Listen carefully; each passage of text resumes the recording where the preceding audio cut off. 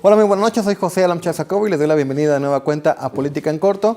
Vamos a platicar con el maestro Miguel Ángel Ordóñez, él es el director de la empresa Neurovoto y además participó hace algunas horas en la Cumbre Mundial de Comunicación Política. Miguel Ángel, muchas gracias por esta plática. Muchas gracias, José Alam, un gusto saludarte, de recibirte. Hoy se dice que si eres candidato tienes que tener un estratega detrás, ¿esto es correcto? Las campañas ya no son como antes. Hoy las campañas son muy complejas. Antes, en los tiempos del partido hegemónico, bastaba con que salieras candidato de ese partido y aunque no hicieras campaña, aunque no te conocieran, la estructura, el peso de la marca te llevaba a ganar. Hoy ya no es así. No hay una sola elección que esté garantizada. Hoy las variables que intervienen en una elección son muchas y siempre es importante tener la guía de un estratega, de un consultor y por supuesto tener estrategia. Ojo, tener un estratega no te garantiza ganar, pero no tenerlo definitivamente te lleva con más seguridad a la derrota. ¿México no había evolucionado en el tema de estrategia electoral? El país más adelantado en términos de la consultoría política es Estados Unidos y también Europa, y particularmente de Europa estamos hablando de España, particularmente España, y en el caso latinoamericano, particularmente los venezolanos. México ha evolucionado, hoy en día te puedo decir que es el gran paraíso de los consultores, entre otras razones porque en México, año con año, tenemos elecciones. Tenemos elecciones locales, federales, elecciones concurrentes y año con año hay elecciones. Y ahora hay muy buenos estrategas mexicanos que dan la cara por este país y que por supuesto se disputan las principales elecciones con los mejores de Estados Unidos, con los mejores españoles y los venezolanos. Y qué paradójico que hablas del avance de los venezolanos y comparado con su sistema político, pues sean consultores políticos que tengan éxito en países democráticos. Cada país va generando el tipo de consultor político que el mercado requiere. En México, por ejemplo, se están generando consultores políticos que se especialicen en ganar elecciones altamente competidas.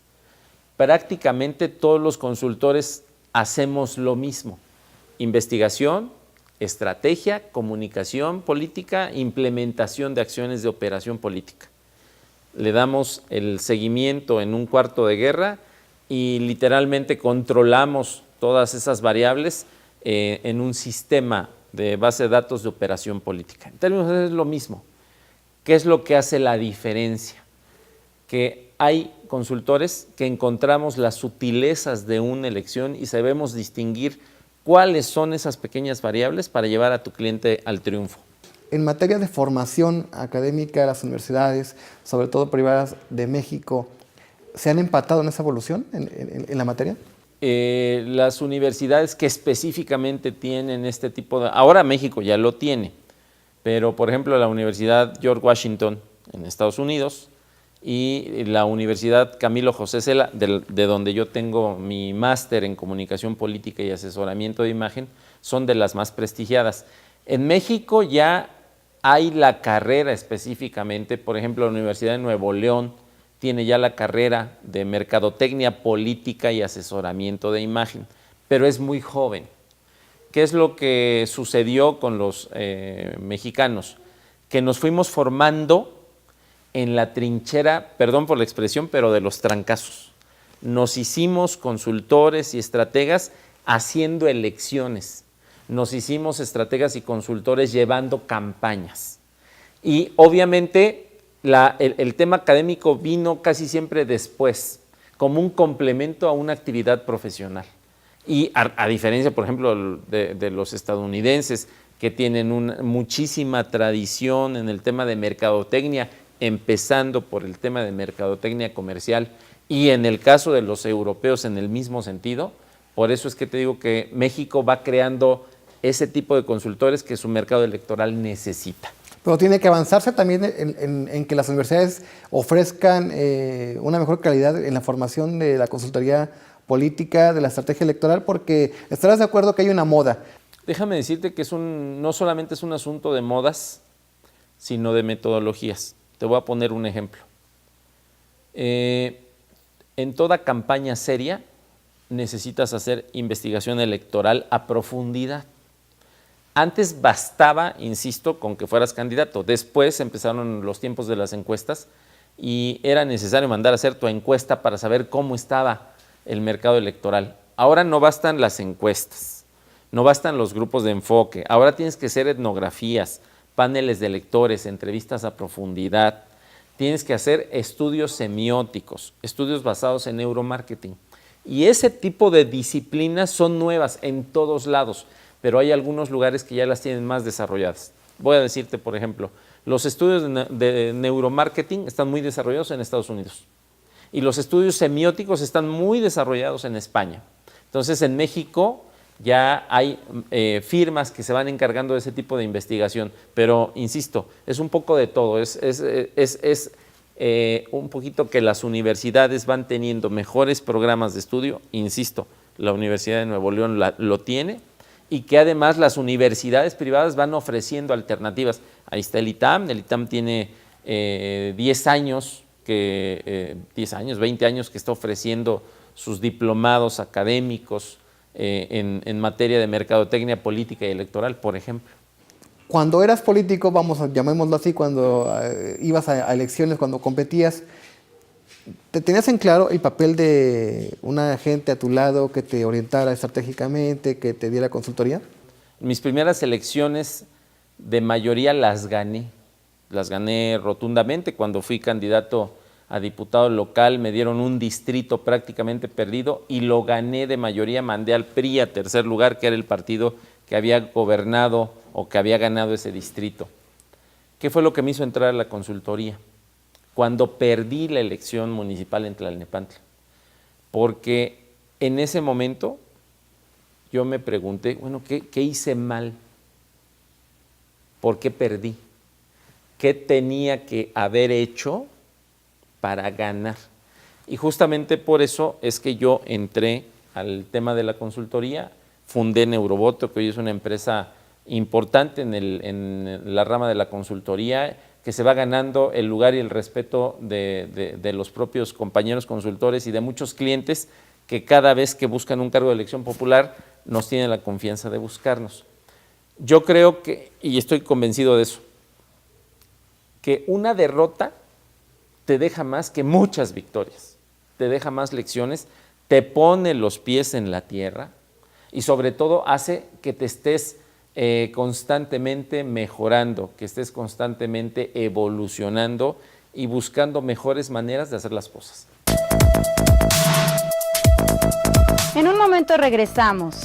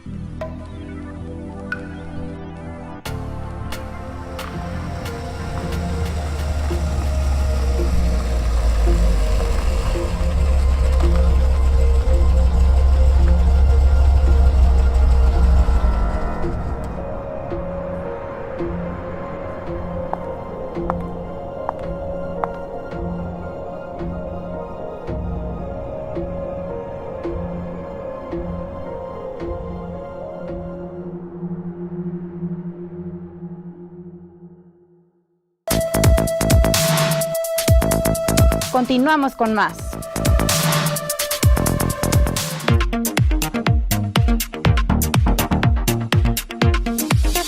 Hablé sobre las tareas y decisiones estratégicas del cuarto de guerra. En estricto sentido, en el cuarto de guerra es donde se lleva el control de la campaña.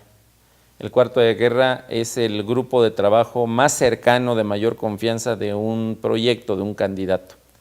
Y yo lo que señalé es que hoy los cuartos de guerra no son como antes, así como las campañas ya no son como antes, que hoy los cuartos de guerra hacen cosas diferentes, o cosas nuevas. Además, insisto, de hacer lo que siempre se hacía, por ejemplo, en términos de investigación. Además de las encuestas, los grupos de enfoque, las etnografías, las entrevistas a profundidad, hoy se hace mucha investigación de tipo semiótico e investigación basada en neuromarketing. Por ejemplo, esa es una distinción de lo que se hace ahora. Con base en esto, hoy en los cuartos de guerra se preparan también los mapas sobre los cuales debes estar controlando la elección. Por ejemplo, el mapa de cambio-continuidad, el mapa de rentabilidad electoral, el mapa de rentabilidad emocional, los mapas de riesgos. Algo muy importante, el mapa de lealtad-traición. En los nuevos cuartos de guerra hay algo que se llama Manual Semiótico de Ataque. ¿Qué es esto? La manera en la que metodológicamente tú puedes atender un ataque si te están atacando a ti como candidato, y en el mismo sentido, si eres un equipo de campaña, saber dónde tienes que pegar si es necesario. Hoy las campañas no están ajenas al tema del ataque. Puede ser por contraste, puede ser guerra sucia, de lo que sea, pero hay algo que se llama Manual Semiótico de Ataque, que es de lo más nuevo que se hace en la consultoría política, en los cuartos de guerra. Y finalmente también señalé que hoy es muy importante tener toda claridad de cuál es tu coalición ganadora, con quiénes vas a ganar. Y no me refiero a coalición de partidos, sino con qué segmentos, con qué estratos y con qué conglomerados tu proyecto va a ganar. Uno. Número dos, hoy hay votantes estables a favor y estables en contra, y votantes switchers, votantes cambiantes. Y esos votantes cambiantes van seguramente a migrar su voto, son los que están decididos a votar, pero que tienen por lo menos dos opciones de voto. Si tú sabes que van a migrar su voto, entonces los tienes que identificar, los tienes que perfilar y obviamente trabajar para que su voto, en vez de que se vaya con una opción rival, se quede con tu opción política.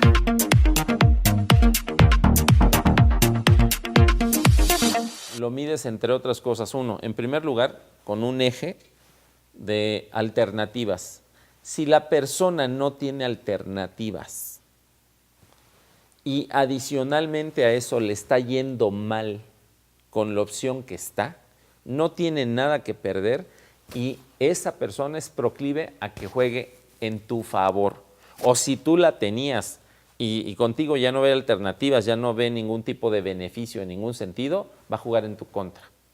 En el mismo sentido, una persona que se siente incluida en el proyecto, que su alternativa es clara, que su futuro está muy bien contigo, que nadie como tú le está vendiendo futuro, que es una persona que le has corrido cortesías políticas, que has tenido atenciones con ella, va a estar contigo.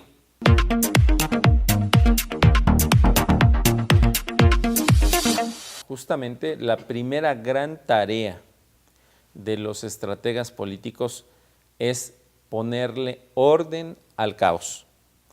Le tienes que poner orden a esa complejidad de variables que juegan en una elección. Si tú como estratega no llegas a poner orden en el caos, te estás equivocando de entrada y no estás sirviendo para el propósito para el que fuiste contratado, en primer lugar. En segundo lugar, en un cuarto de guerra, cada quien tiene que hacer exclusivamente lo que le corresponde hacer. En el caso de los estrategas, ¿qué les corresponde? Perfilar la estrategia, hacer la investigación o encargarse de que profesionales la hagan y encontrar los hallazgos más relevantes de investigación para que con base en ellos y solo con base en esos hallazgos relevantes de investigación perfile la estrategia. El coordinador de campaña tiene que hacer eso, tiene que coordinar a las estructuras, a los equipos de trabajo, a las redes comunitarias, a los operadores políticos, a los comisionados especiales. La gente que tiene a su cargo una función específica dentro de campaña, por ejemplo, en mi caso, en los cuartos de guerra que yo llevo, que yo conduzco, tenemos funciones muy claras y muy bien definidas. Una, la función de tierra. Necesitamos un coordinador operativo de tierra que se encargue exclusivamente de tierra. Otro, un coordinador de comunicación, creatividad y mensaje. Y otra persona que tiene que ser especialista en lo suyo, un coordinador de estrategia política digital. Son tres cosas que obviamente están unidas por un eje vertebrador que es el mensaje, pero que son claramente diferentes a la hora de trabajar una campaña.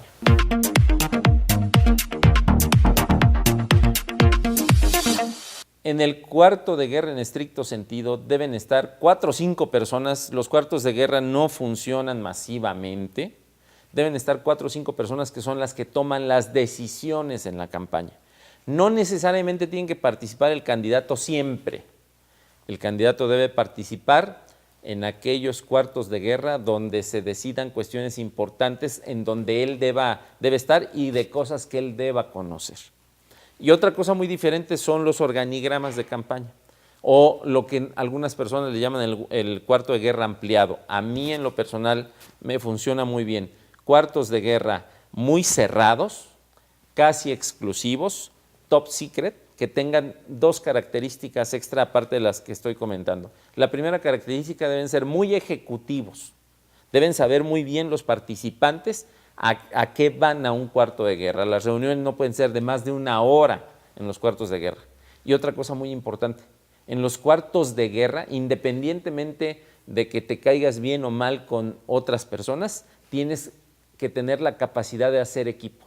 Si tienes un cuarto de guerra en donde no se tenga esa capacidad, no le está sirviendo al proyecto.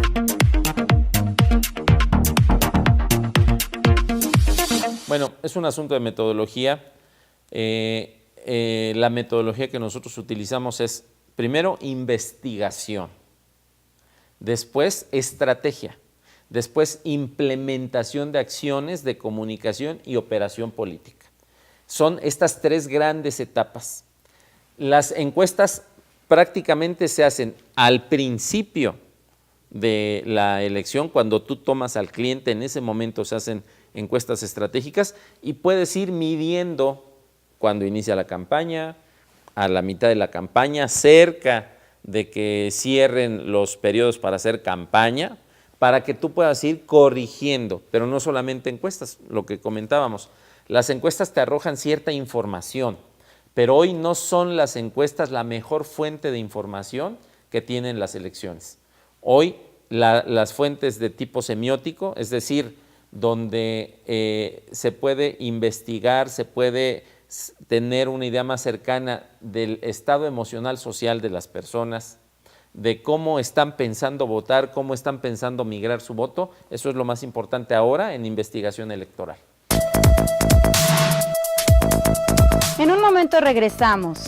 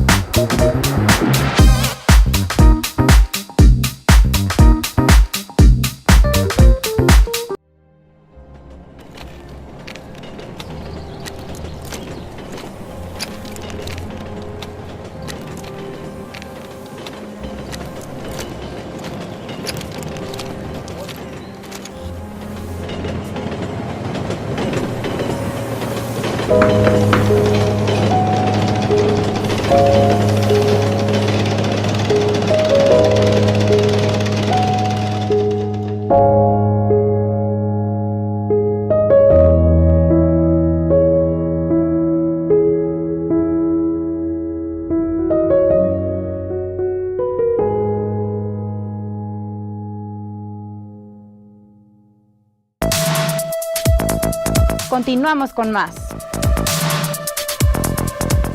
Miguel, habrá procesos electorales en julio próximo. Hay quien dice que los resultados de la elección de gobernador no se van a repetir porque son elecciones distintas.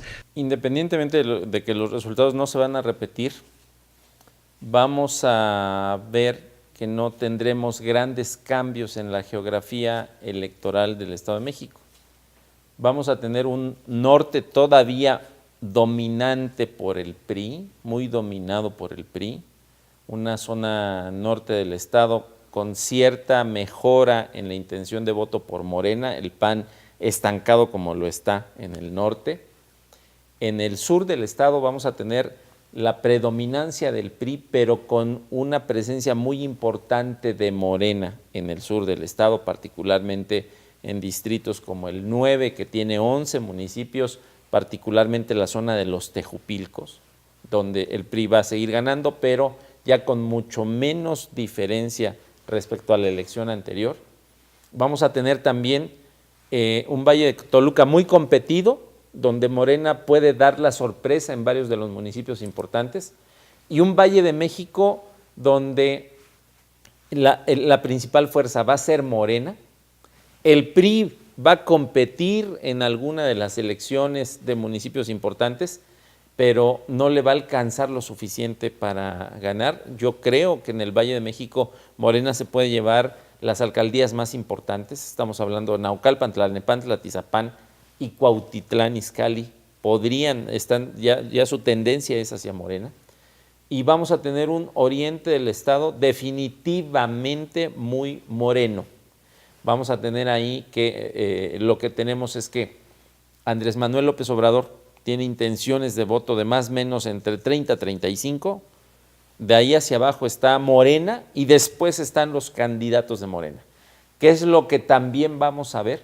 Que muchos candidatos de Morena no van a alcanzar las metas de votación, que no van a ser un soporte para Andrés Manuel López Obrador y que por el contrario, él los tiene que arrastrar en la votación para que puedan alcanzar sus votaciones.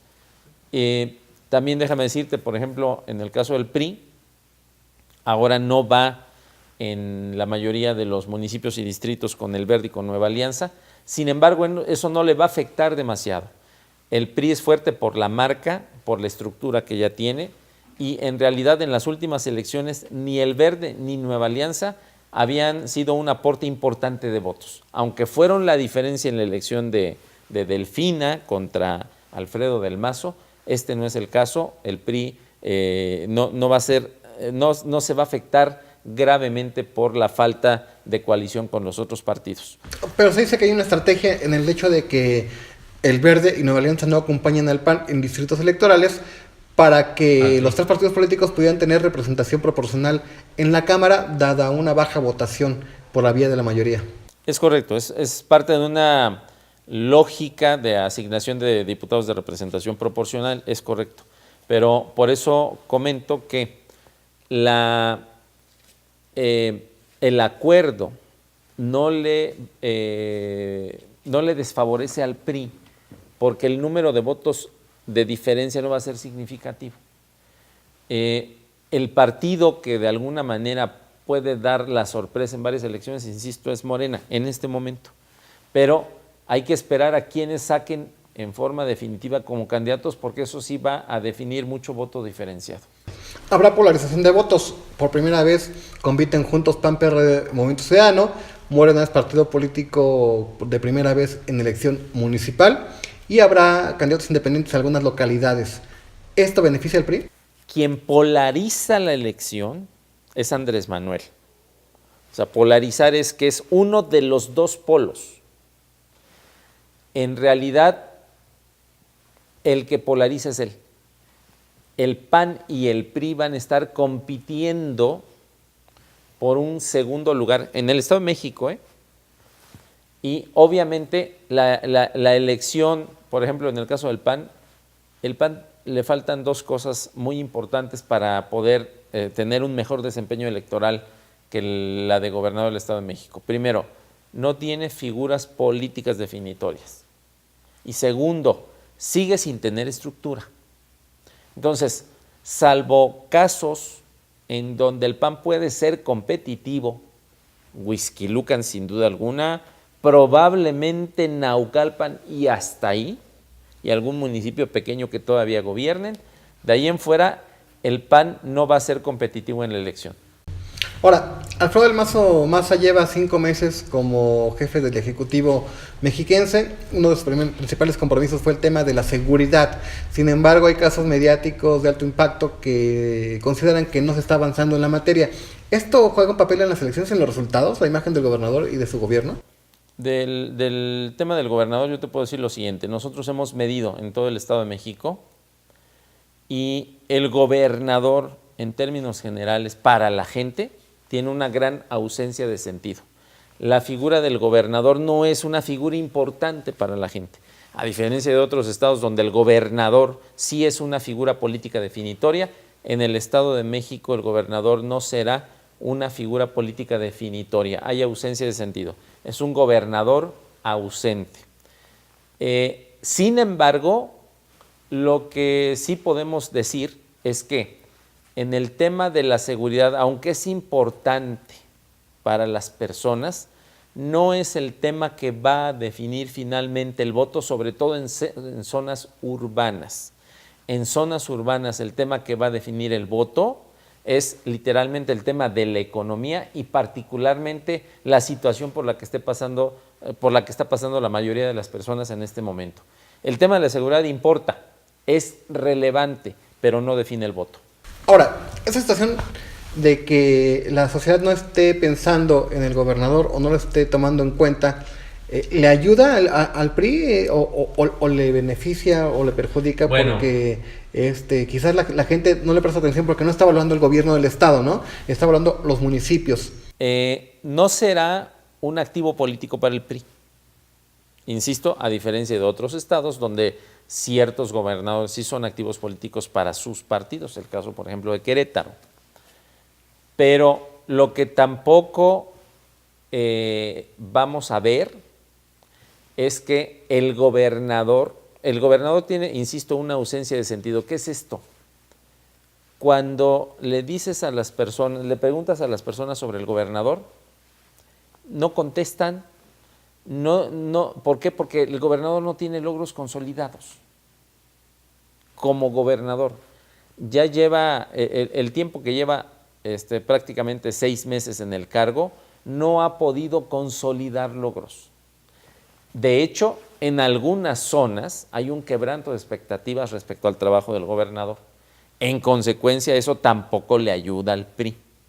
Eso es lo que te puedo decir tomando como base investigación cualitativa que hemos realizado en varias partes del estado. ¿Será una elección de emociones o una elección de estructuras en el Estado de México? Será una elección de estructuras donde el PRI está muy fuerte, donde el PRI tenga la capacidad de mantener a los suyos alineados, convencidos y en un mismo proyecto. Y será una elección que se defina por la indignación, por el voto de castigo, por el hartazgo social, en aquellas zonas donde definitivamente, por ejemplo, las zonas urbanas, el oriente del estado, la zona metropolitana del Valle de México, el Valle de Toluca, las cabeceras de los municipios, la gente tiene otra lógica. No son lógicas de estructuras partidistas, son lógicas emocionales. La gente va a castigar más que premiar. La gente en este momento no está votando por lo que los gobiernos han hecho, sino por lo que han dejado de hacer. En consecuencia, eso abona a decirte que si el gobernador no tiene logros consolidados de aquí a la elección, la gente lo va a castigar más que premiar a través de su partido en el voto. Te agradezco mucho esta plática. Muchas gracias a ti y a tu auditorio. Y los invito a que nos sigan acompañando como cada jueves aquí en Política en Corto. Tenemos redes sociales, estamos en Facebook, estamos en Twitter y tenemos nuestro canal de YouTube, Política en Corto, donde puede ver esta y anteriores conversaciones. Descanse.